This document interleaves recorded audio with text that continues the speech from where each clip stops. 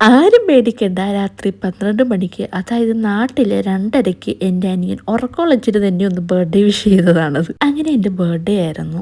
12 മണിയായപ്പോൾ ചേട്ടൻ വിഷൊക്കെ ചെയ്ത്, എന്നിട്ട് ഞാൻ നോക്കുമ്പോൾ സർപ്രൈസ് ആയിട്ട് ഒരു കേക്കൊക്കെ ആയിട്ട് വരുന്നു. കേക്ക് മാത്രമല്ല, എൻ്റെ ഫേവറേറ്റ് ആയിട്ടുള്ള കുറേ സ്വീറ്റ്സും ഉണ്ടായിരുന്നു. എനിക്കിതൊക്കെ മതി. ഞാൻ ഭയങ്കര ഹാപ്പി ആയിട്ടോ. എന്നാൽ പിന്നെ ഒന്ന് നൈറ്റ് ഡ്രൈവ് പോകാമെന്ന് കരുതി. പിന്നെ നൈറ്റ് ഡ്രൈവ് മാത്രം എങ്ങനെ ആകുന്ന, എന്നാൽ പിന്നെ നേരെ ഫ്ലവറിൽ പോയിട്ട് ഒരു ഷവായി കഴിക്കാമെന്ന് കരുതി. വാവച്ചുണ്ട് കേട്ടോ കൂട്ടിന്. ഉറക്കമുളച്ചിരിക്കുക കുരങ്ങൻ. അങ്ങനെ ഞങ്ങൾ ഫ്ലവറിൽ വന്നു.